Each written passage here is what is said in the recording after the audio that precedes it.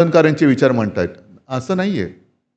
शेवटी विचारधारा एकच आहे. प्रबोधनकारांचे विचार, बाळासाहेबांचे विचार, माझे विचार, आदित्यचे विचार याच्यात बदल होऊ शकत नाही. पण नेमकं काळाप्रमाणे काही गोष्टी बदलाव्या लागतात, भाषाही बदलावी लागते. ज्यावेळेला मी राजकारणाची सुरुवात केली, प्रत्यक्ष मैदानात उतरलो, तेव्हा माझ्या मुलाखती घेतल्या गेल्या. मला तेव्हा पहिला प्रश्न हा ठरलेला होता, की बाळासाहेबांची भाषा तसे तुम्ही बोलत नाही. म्हटलं मला बोलताच येत नाही. म्हणजे तरी मी पंतप्रधान नाही हा भाग वेगळा, पण बोलता येत नाही हे मी मान्यच केले. पण बाळासाहेबांची भाषा जी होती, प्रबोधनकारांची जी काय भाषा होती, ती भाषा त्या काळाची गरज होती. आणि मग मी त्यांना उदाहरण दिलं, जसं एखादा शिल्पकार असतो, तो दगड घेतो आणि त्याला छिन्नी हातोड्यानी घण घालून किंवा टाके मारून त्याची सुंदर मूर्ती घडवतो. ते काम माझ्या वडिलांनी आणि माझ्या आजोबांनी केलेलं आहे. आज सुद्धा मी घडलेल्या मूर्तीवरती छिन्नी हातोडा घेऊन बसलो, तर तुम्ही म्हणाल काय वेडा आहे. म्हणजे तुम्ही जे म्हणालात ना, एक जो माणूस राहिला आहे, तुम्ही दुसरा राहिलो असतो की वेडा आहे. याच्या वडिलांनी आणि आजोबांनी मूर्ती घडवली आणि हा अजूनही त्याच्यावरती घण घालत बसलेला आहे.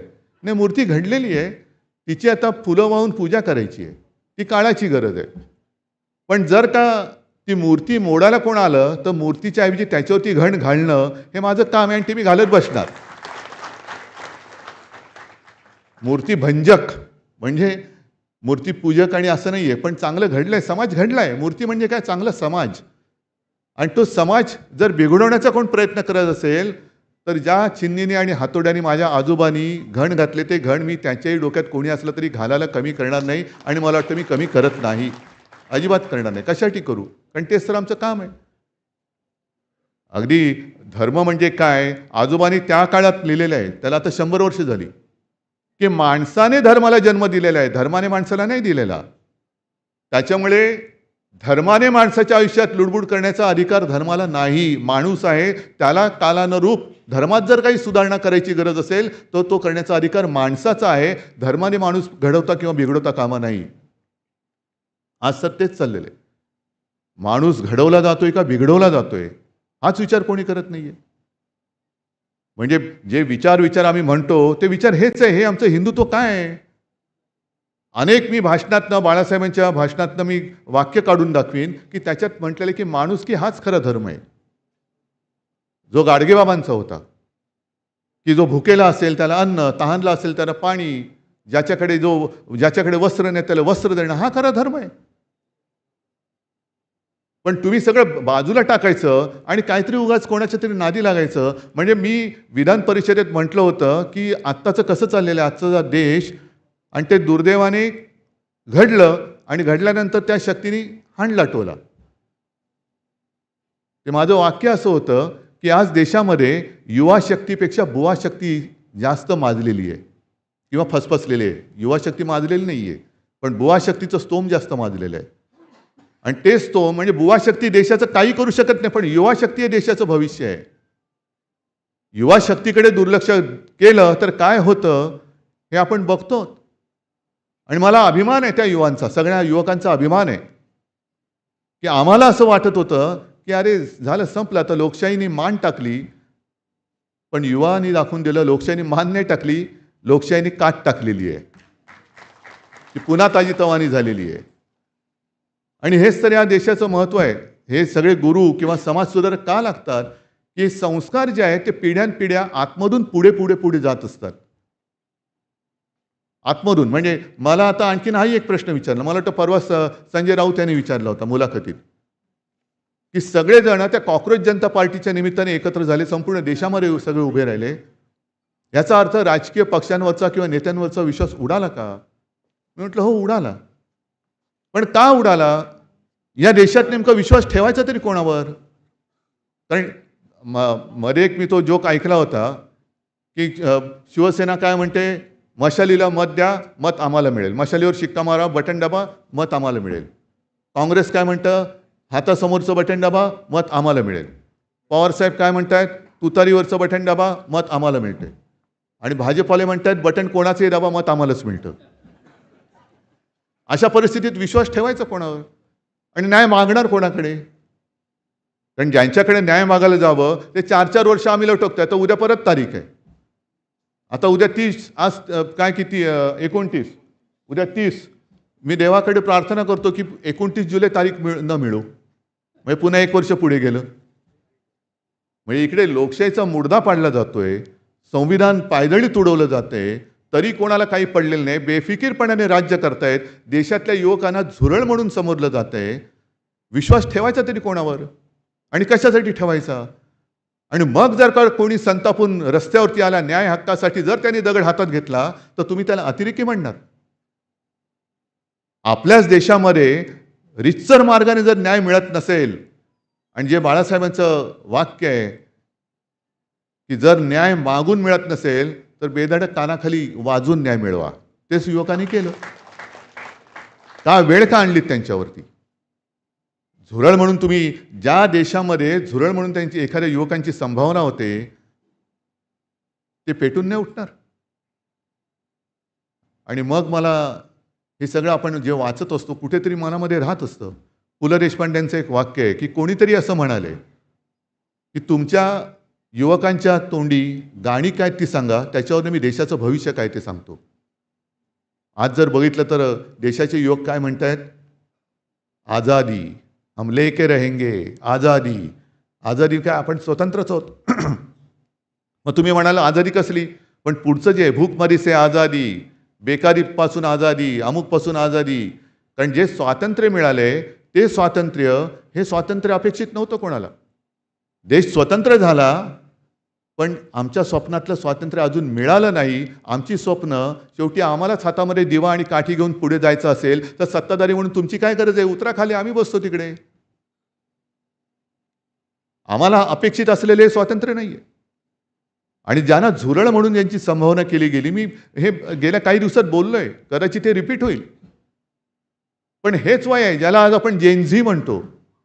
किती? मला वाटतं 13-14 वयापासून 27-28 वयापर्यंत जेनझी. मग हेच वय होतं ना. 17व्या वर्षी शिवाजी महाराजांनी तोरणा जिंकला. जेनझीच त्याच काळात होते ना ते. ज्ञानेश्वरांनी सुद्धा ज्ञानेश्वरी लिहिली. काय वय होतं? मग तेव्हा काय त्यांना कोणी, तेव्हाचे जे ज्ञानेश्वरांना सुद्धा खूप विरोध झाला. महाराजांना तो मोगलांविरुद्ध लढायला लागलं. मग आजच्या युवकांना जेनझीना झुरळ म्हणणारे तुम्ही आणि शिवाजी महाराजांना पहाड का चुवा म्हणणारा अफजल खान, याच्यात फरक काय आहे? फरक काय मग त्यांनी चुवा म्हटल्यानंतर काढला कोथळा बाहेर, उद्या यांचा पडला बाहेर कोथळा, या झुरळाने काढला, तर दोष कोणाला देणार तुम्ही? आणि मन पेटलेत आता. पेटायचं कारण तुमचं आहे, तुम्ही आहात. संसदेमध्ये जी काही चर्चा चालते, खरंच त्या चर्चेचा आणि सर्वसामान्यांच्या आयुष्याचा काही संबंध आहे? आज मी जे म्हणतो ना नेहमी की कोण मंत्री आहेत तेच कळत नाही. निर्मला सीतारामन अर्थमंत्री आहेत, ते नीट पेपर फुटल्यानंतर उसका फायदा क्या है? तुम्हाला पेपर फोडायला तिकडे त्याचं समर्थन करायला ठेवलंय की महागाई आवरायला ठेवलेलं आहे? रुपया घसरतोय त्याच्यावरती नाही बोलत, पण पेपर लीक झाला तर विद्यार्थी कशी अधिक चांगली तयारी करतात. खुर्ची सोडा. हे नालायक सगळी लोक बसलेले आहेत. गडकरी साहेब, आमचे रस्ते 200 वर्षात रस्त्यावरती खड्डा पडणार नाही, 200 वर्षात एक तर रस्ता होत नाही आणि 15 दिवसामध्ये पूल कोसळतो. काय तुमची पात्रता तिकडे बसण्याची? संरक्षण मंत्री राजनाथ तिकडे चीन घुसतोय ढेंगेमध्ये, चीन धोत्रात घुसतोय तरी काही नाहीये.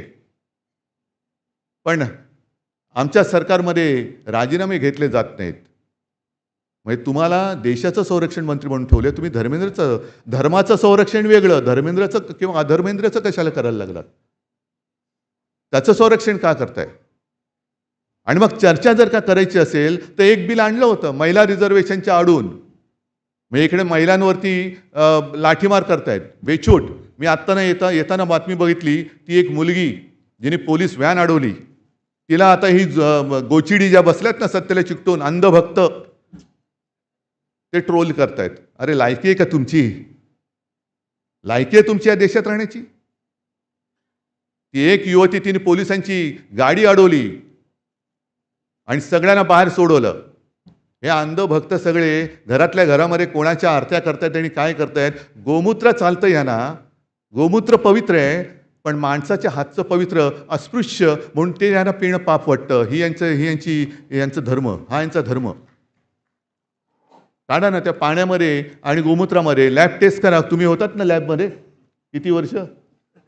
मग तुम्हाला देतो, गोमूत्र देतो आणि नाळाचं पाणी देतो. काढा त्याच्यामध्ये काय आहे. पण इकडे ही जी काही चर्चा चालते, विधेयक आता परत आणणार, डिलिमिटेशनचं विधेयक आणण्यासाठी खासदार फोडतायत. सत्ता तुम्हाला कशासाठी दिली? तुम्हाला सत्ता देश चालवण्यासाठी दिली. अच्छे दिन आएंगे असं तुम्ही जे सांगितलं होतं म्हणून तुम्हाला सत्ता दिली.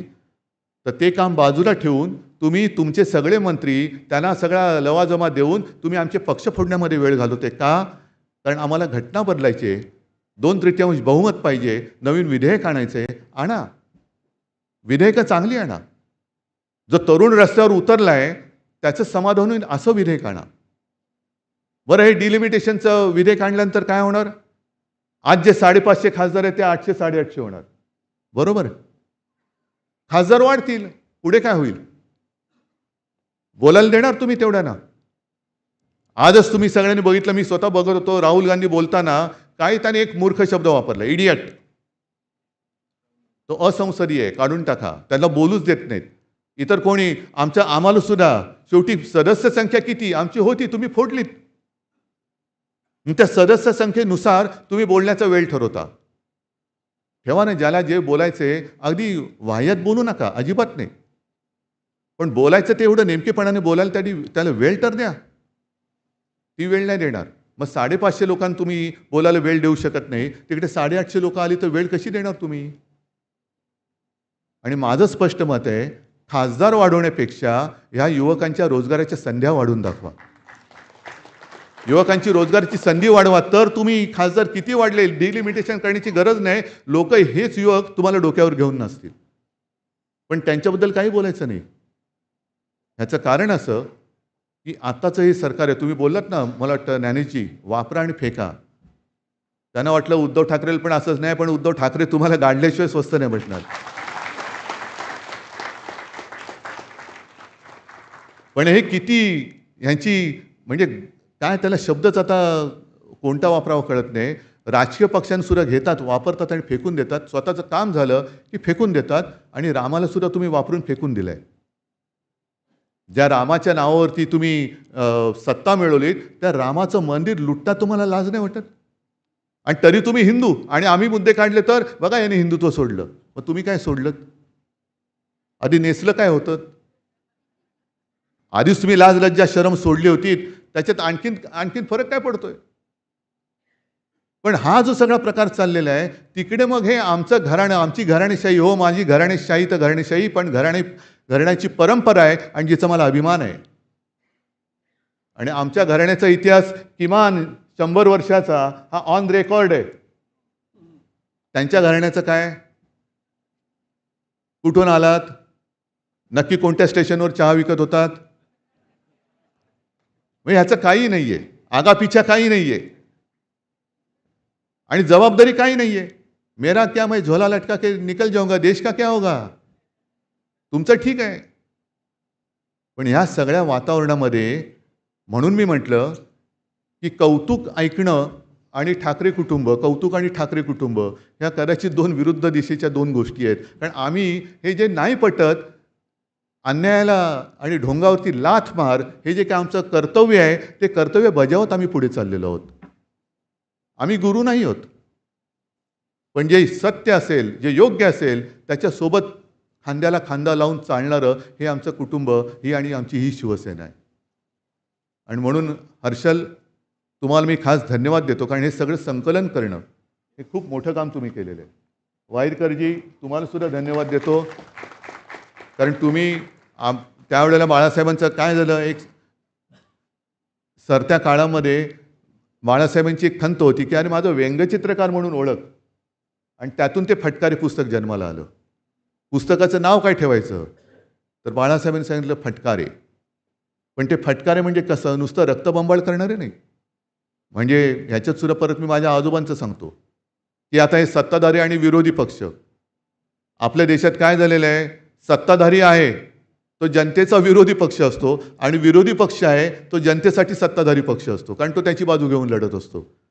आम्ही सत्तेत असलो काय आणि नसलो काय, आम्ही आपल्या जनतेसोबतच असणार. जनतेसोबतच असणार नेहमी. पण आजोबा जे सांगायचे की टीका जरूर टीका करायला पाहिजे. जे पटत नाही म्हणजे आजोबांनी सुद्धा अगदी छत्रपती शाहू महाराज आणि माझे आजोबा यांचं चांगलं सख्य होतं, म्हणजे खूप चांगले संबंध होते. पण जे जे त्यांना आजोबांना पटलं नाही, तेव्हा त्यांना सुद्धा त्यांनी सांगितले की हे योग्य नाही. म्हणजे त्यांनी त्यांच्या भाषेत त्यांच्यावरही टीका केली होती. पण टीका केल्यानंतरही दोघांचे संबंध चांगले राहिले होते. हे वैशिष्ट्य होतं. याला माणुसकी म्हणतात, की अरे ठीक आहे, हे माझं चुकलंय, चूक दाखवतो तो खरा मित्र असतो. की हे तू चुकतोयस, हे करू नकोस. आम्ही सांगायचा प्रयत्न केला, पण ते आपले त्यांना गडकरी साहेब मंत्री म्हटल्यानंतर खड्ड्याशिवाय दुसरं काय त्यांच्या नशिबी येणार भाजपच्या. आम्ही काय करू शकतो त्याला. पण टीका ही अशी असली पाहिजे की ज्याच्यावर टीका करतोय त्याला कळलं पाहिजे की अरे हे नाही, खरंच माझं चुकलंय. नुसतं रक्तबंबाळ करणं म्हणजे टीकाकार नाही आहे. वाटेल नेहमी टीकाच म्हणजे विरोधातच लिहिणं, विरोधातच बोलणं म्हणजे टीका नाही. जे अयोग्य, योग्य आणि अयोग्य हे फार महत्त्वाचं आहे आणि ते नेमकेपण हेरून मग तुम्ही रेषेत न करा, शब्दात न करा. जसं आता इकडे प्रभाकर वायरीकर आहेत, प्रशांत कुलकर्णी आहेत, रोज त्यांची सुद्धा कार्टून रोज बघत असतो आपण. अनेक आणखीन सुद्धा काही व्यंगचित्रकार इकडे आले असतील, काही संपादक आहेत. कोणाच्या हातात जे काय असेल, ज्याच्या हातात लेखणी आहे तो लेखणी, ब्रश असेल तो ब्रश घेऊन सगळे प्रबोधनाचं तुम्ही काम करतायत. म्हणजे आत्ताच्या काळातले सगळे हे प्रबोधनकार आहेत. हे आत्ताच्या काळातले प्रबोधनकार आहेत. आणि तुम्ही सगळेजण, मला असं वाटतं जे ज्ञानेश तुम्ही सांगितलं आणि तुम्ही सुद्धा त्यातलेच आहात, हातातला दिवा, जिकडे दिव्याची गरज असेल, अंधार असेल तिकडे प्रकाश पाडला पाहिजे. आणि स्वापद असेल तर ते नाठाळ्याच्या माथी काय तसं तुमचा ब्रश कुंचला काय असेल ते हाणा आणि सगळे नाठाळ जे समाज बिघडवत आहेत त्यांना गारद करून टाका आणि त्याचं तुम्ही ते कराल ही अपेक्षा व्यक्त करतो. आपल्याला सर्वांना धन्यवाद देतो. जय हिंद. धन्यवाद उद्धव साहेब. सर्वांना शुभेच्छा. आणि मला खात्री आहे की आपल्याला सर्वांना चांगले गुरु लाभले असावेत. याचं कारण मी असं कोणाचं नाव घेत नाही, पण गुरु लाभले नाहीत ते काय करतायत आपल्याला माहिती आहे. त्याच्यामुळे सगळे म्हणजे चांगले गुरु लाभणं हे फार महत्त्वाचं असतं आयुष्यामध्ये. मी मुळे साहेब आपल्याला खास धन्यवाद देतो, कारण तुम्ही हे एक धाडस दाखवलं. या तो कसं करी एवढ्यात केल्याचं माझ्या तरी. ठाकरे कुटुंब आणि कौतुक. आता तुमचं कौतुक आहे हा भाग वेगळा, मुलाचं नाव पुढे म्हणजे तुम्ही एक कौतुक केलं आमचं, तो भाग वेगळा. पण इतर कोणी आमचं कौतुक कधीच करत नाही. तरी देखील आम्ही ठीक आहे जे काय आहे जे